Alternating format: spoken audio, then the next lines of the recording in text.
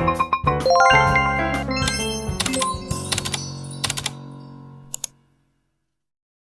guys, assalamualaikum warahmatullahi wabarakatuh. Jadi pada video kali ini saya akan membahas tentang fungi. Jadi apa itu fungi? Fungi atau yang biasa kita sebut sebagai jamur itu salah satu dari 5 kingdom organisme dalam sistem klasifikasi biologi. Mereka adalah kelompok organisme eukariot yang berbeda dari tumbuhan, hewan, dan bakteri. Fungi sangat beragam loh. Jenis fungi ini dapat ditemukan di berbagai jenis lingkungan, seperti yang dimulai dari lautan hujan dan juga ditemukan dalam tanaman dalam pot. Beberapa fungi juga memiliki nilai ekonomis yang besar. Jadi yang pertama itu ada jenis fungi yang dijadikan sebagai bahan olahan makanan, dan juga ada yang dijadikan sebagai bahan dasar roti, dan juga ada yang dibuat sebagai bir, dan terakhir itu ada juga loh yang dibuat sebagai dasar untuk membuat obat-obatan. Jadi pada kali ini setelah kita tahu apa itu fungi, jadi yang selanjutnya saya akan bahas tentang 4 kelompok fungi dan 4 kelompok organisme seperti fungi. Jadi yang biasa kita sebut itu organisme non fungi. Itu mirip seperti jamur. Yang pertama itu ada kelompok fungi. Ada 4 kelompok fungi. Yang pertama yaitu ada Ascomycota. Jadi contohnya Ascomycota ini adalah jamur yang ada pada roti. Jamur yang ada, misalnya kalian ada beli roti nih ya, udah kadaluarsa, didiamin aja. Terus ada jamur yang menempel yang biasanya itu warnanya warna hijau keabu-abuan. Itu adalah salah satu jenis contoh dari kelompok fungi Ascomycota. Jadi yang kedua ada Basidiomycota. Basidiomycota ini contohnya seperti jamur kuping, ya. Bukan, jamur kancing. Jadi Basidiomycota itu salah satu contohnya itu ada jenis fungi atau jamur kancing, yang itu jamur kancing ini bisa dimakan. Jadi kalian boleh memakan jamur kancing. Jadi Basidiomycota jadi salah satu jenis jamur yang bisa dikonsumsi. Terus yang ketiga ada Zygomycota. Ini contohnya itu sama seperti Ascomycota, yaitu contoh jamur yang ada pada jamur roti yang ada luas misalnya. Hanya bedanya jamur Zygomycota ini dia strukturnya tuh seperti serabut-serabut putih yang menempel pada jamur. Jadi tadi kan kalau Ascomycota tuh warnanya hijau keabu-abuan atau abu-abu kehijauan, tapi kalau Zygomycota ini dia tuh seperti serabut putih. Kadang ada warna hijau tercampur warna hitam-hitamnya juga. Terus yang terakhir, yang keempat, ada Chytridiomycota. Contoh dari Chytridiomycota ini contohnya yaitu jamur Batrachochytrium dendrobatidis. Itu salah satu penyebab penyakit yang ada pada katak. Jadi kalau ada kalian lihat, jadi kalau dilihat secara langsung ini kurang jelas ya kalau dengan mata telanjang. Jadi biasanya tuh jamur ini tuh dilihat dengan mikroskop, itu biar dilihat dengan jelas. Jadi salah satu jenis jamur yang mikroskop. Jadi selanjutnya itu ada 4 kelompok organisme yang seperti jamur atau kita bisa sebut itu non fungi. Yang pertama itu ada contoh kelompok Oomycota. Jadi salah satu kelompok Oomycota itu ada yang bisa disebut sebagai Phytophthora infestas, atau penyakit yang ada pada penyakit yang ada pada kentang. Jadi penyakit yang ada menempel pada kentang itu bukan jamur, tapi itu non fungi atau bisa disebut bukan jamur. Itu mirip seperti jamur. Terus yang kedua itu ada slime molds. Misalnya contoh dari slime molds ini yaitu Picasarum polycephalum, atau yang biasa disebut itu jelly like protis. Terus yang keempat itu ada lichen. Lichen ini salah satu organisme antara alga dan cendawan itu bersimbiosis. Jadi dia tuh bukan salah satu jenis fungi, tapi itu hanya mirip seperti fungi atau non fungi. Terus yang terakhir itu ada namanya Mycomycota. Mycomycota ini salah satu contohnya itu Foliga septica atau jamur lendir. Jadi itu walaupun ada yang disebut jamur lendir, tapi itu sebenarnya bukan jamur, itu salah satu jenis organisme yang seperti jamur. Dan itu adalah 4 kelompok jenis fungi dan 4 kelompok jenis organisme non fungi. Jadi untuk bahasan selanjutnya yaitu saya akan membahas tentang 5 karakteristik utama dari kelompok Basidiomycotus. Basidiomycotus itu salah satu divisi dari fungi itu.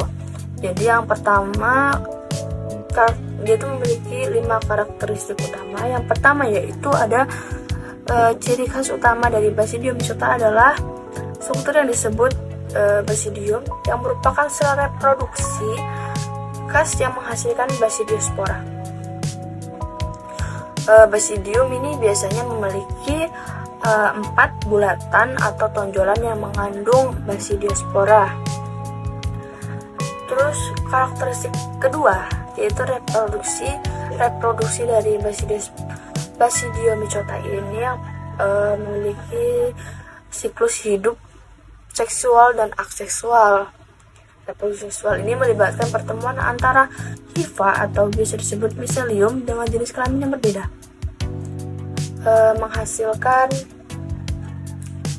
menghasilkan basidium dan basidiospora. Terus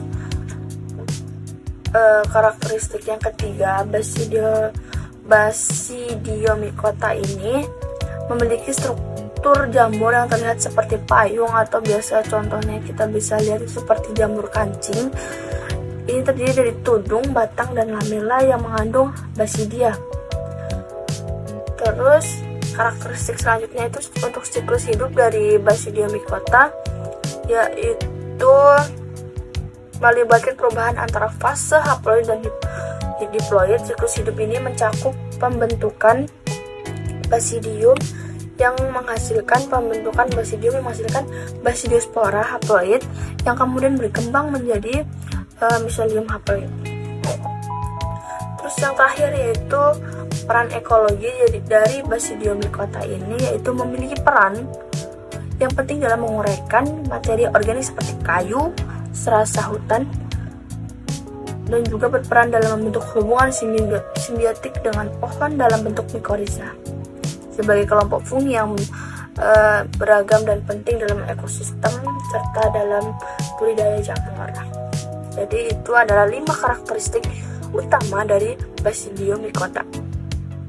Jadi selanjutnya yaitu saya akan membahas tentang reproduksi seksual dan aseksual dari Zygomycota dan Ascomycota. Jadi yang pertama itu reproduksi aseksual Zygomycota yang dimana reproduksi aseksual terjadi melalui pembentukan dari spora yang adalah spora aseksual yang terbentuk dalam sporium. Jadi prosesnya itu sel vegetatif dari 2 hifa berbeda atau sel hipal bertemu dan bergabung.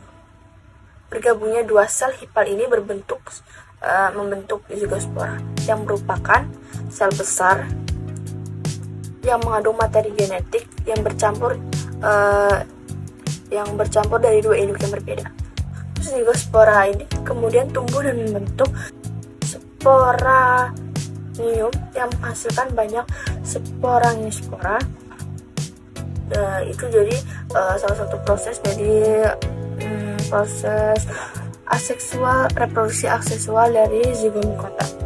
Jadi selanjutnya yang kedua yaitu proses reproduksi seksual dari Zygomycota. Ini melibatkan pembentukan zigospora yang menggabungkan materi genetik dari dua hilfa yang berbeda. Prosesnya yang pertama yaitu hilfa dari dua individu yang berbeda bertemu dan bergabung, yang disebut konjugasi. Jadi bergabungnya antara dua individu yang berbeda. Sel yang terlibat dalam konjugasi ini membentuk zigospora, dan yang terlibat dalam konjugasi membentuk zigospora yang berisi materi genetik dari kedua induk. Zigospora ini kemudian dan tumbuh menjadi struktur yang berkecambah setelah periode istirahat. Pada tahap selanjutnya, zigospora ini tumbuh menjadi hifa baru yang membentuk sporang. Menghasilkan spora yang kemudian dapat menghasilkan individu baru. Reproduksi aseksual ini jadi itu adalah proses reproduksi seksual dari zigomikota. Jadi selanjutnya saya akan membahas bagaimana cara reproduksi aseksual dari ascomycota. Jadi reproduksi aseksual pada ascomycota terjadi melalui pembentukan conidia yang adalah spora aseksual yang dihasilkan di dalam struktur yang disebut conidofor. Hifa khusus yang disebut conidofor ini menghasilkan conidia. Conidia adalah spora aseksual yang dilepaskan dari conidiofor dan tumbuh menjadi individu baru ketika mereka menemukan kondisi yang sesuai. Jadi itu adalah salah satu proses reproduksi aseksual dari ascomycota. Yang selanjutnya, jadi yang kedua yaitu proses dari reproduksi seksual dari ascomycota. Jadi reproduksi seksual pada ascomycota ini melibatkan pembentukan ascus yang adalah yaitu struktur yang mengandung asci dan ascospora, spora seksual atau spora seksual. Jadi prosesnya yaitu yang pertama, sel hifa dari dua jenis kelamin plus dan yang bermuatan plus dan min bertemu dan bergabung dalam berproses yang disebut plasmogami. Plasmogami ini diikuti oleh karyogami, di mana inti sel kelamin yang bermuatan positif dan negatif bergabung. Jadi hasil dari karyogami adalah pembentukan ascus, yaitu kantong yang berisi ascospora. Ascospora ini terus dilepaskan dari ascus saat matang dan tumbuh menjadi individu baru jika menemukan kondisi yang cocok. Jadi itu adalah cara-cara reproduksi seksual dan aseksual dari zigomikota dan ascomycota. Oke guys, jadi itu saja yang bisa saya dapat sampaikan untuk mengenai pembahasan tentang fungi dari tadi. Yang pertama yaitu ada 4 jenis kelompok dari fungi dan non-fungi. Yang kedua terus ada yang membahas tentang basidiomycota. Terus yang ketiga ini ada yang membahas tentang sistem proses reproduksi dari seksual dan aseksual dari zigomikota dan ascomycota. Jadi mungkin itu saja yang dapat saya sampaikan untuk pembahasan itu. Sekiranya ada penyampaian saya yang kurang tepat, mohon dimaklumi, dan di sini kita sama-sama belajar. Jadi jangan patah semangat untuk belajar, nikmati prosesnya dan capai tujuannya. Oke, sekian dari saya. Wassalamualaikum warahmatullahi wabarakatuh.